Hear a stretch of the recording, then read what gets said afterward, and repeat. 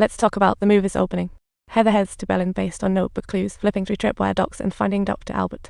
She checked the analysis on Bourne's behavior and found that he'd lost a crucial piece of information when departing the planet, kind of like losing you. She knew Bourne would never find peace out there. One day he'd reach a tipping point and things would go haywire. If Bourne could return, that hero's Nikki's accomplice. Heather knew she couldn't let anyone quit the plan. She suddenly spotted a new opportunity in the market, and just then Bourne popped up behind her, tossing a USB drive with an eye roll. They quickly activated the surveillance, monitoring Bourne through the window while he hoped for the documents. Heather spotted a phone on the desk that just happened to be perfect for deleting those files. The capture team was 5 minutes away, and Bourne had once been a member of the elite forces. Memories of Delta Force flooded back. He recalled his last moment with his dad, whispering, "I need to get back to the waterfall." That memory was sweet. "I love you, son," when suddenly, boom, his dad was caught in a terror attack. Now it's clear things weren't so simple.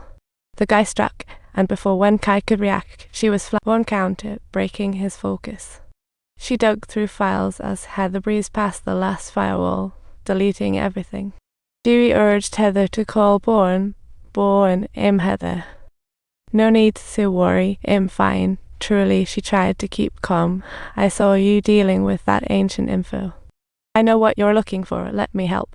Heather was actually trying to lure Bourne back to her side, which caught Dewey's eye instead. Dewey was stalling. "Let me introduce myself. Bourne's father was a patriotic hero." He stealthily messaged Bourne, "The action team is on their way. You've got 2 minutes." Bourne thought it over and spun around to leave. Jason Bourne slipped away once again, and yet another higher-level meeting took place. They knew Bourne would definitely hunt down Oldmore. Oldmore recruited Bourne in the 90s to monitor tripwire. Now he's a private security guy. Dewey ordered agents to take care of Bourne in London, but Heather saw things quite differently. Heather thought bringing Bourne back was the smartest move. He'd keep working for the CIA, after all.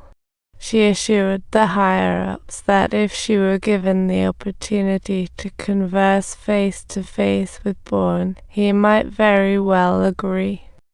Of course, if it didn't work out, they'd play it by ear. In front of Dee, he could only agree to Heather's demands. A day later, Bourne arrived outside Old Ma's office, giving him a call. It still sounded like Roebuck.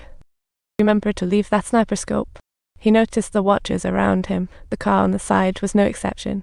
Heather was inside the car reporting to Dee. The agents were geared up and ready to roll. Oldmore finally took off, but the surveillance team was on his tail, while the agents ditched Heather's tracking gear. In a deserted area, the agents surprisingly took out 2 of their own teammates. Things were getting messy. Heather lost contact with Team B and reported to Dee, thinking it must have been Bourne's doing. He has to be taken out. Heather lost her command, and Dewey regained control of the operation. Until she realized the agent's tracker had been shut down the whole time, she finally figured out she might have been played. She quickly rushed to Paddington Square, while Bourne had set up a few alarm bombs in the meantime. Agents reached the highest spot, ready to snipe, as Oldmore dashed aimlessly in the open square. How would Bourne meet Oldmore? Let's see how this top agent cleverly whisked away Oldmore under the sniper's aim. He first activated a mini-bomb, triggering a fire alarm, followed by sirens. Once the alarms blared, the workers rushed out, turning the once empty Paddington Square into a bustling sea of people. Oldmore was panting and began to worry that Dewey wouldn't ensure his safety. He might get caught in friendly fire. Just then, Jason Bourne effortlessly took control, whisking away Oldmore from the crosshairs. This is Jason Bourne, the guy who doesn't create chances, but takes them, as he walked off with Oldmore. On the way, Bourne spotted Heather in the distance. They headed to a building where Bourne began questioning Oldmore in the elevator. "Why were you watching the tripwire program founded by my father?" But Oldmore heard Dewey's warning in his ear. "Otherwise, my family's safety is at risk." At that point, Oldmore couldn't hold on anymore, and Bourne showed no mercy. After tough interrogation, Oldmore confessed Bourne's father started the tripwire program, but didn't know Bourne was picked. After learning this, Bourne's dad threatened exposure, not wanting him to become a killer. Who killed him? A vague image flashed through Bourne's mind when the agents showed up, and he realized it was him, the one from the explosion scene. The agents opened fire, and Old Moore was done for. Bourne jumped down the wire from the 5th floor, and by the time the agents arrived, he had vanished without a trace. He was still replaying Dewey's conversations with the agents in his ears, only to realize that the mastermind behind the murder of his father was Dewey. Heather sat in the driver's seat, awaiting her team's news, when Bourne slipped into the passenger seat. Heather revealed Dewey's whereabouts, taking Bourne to investigate in hand. Dewey started the new initiative.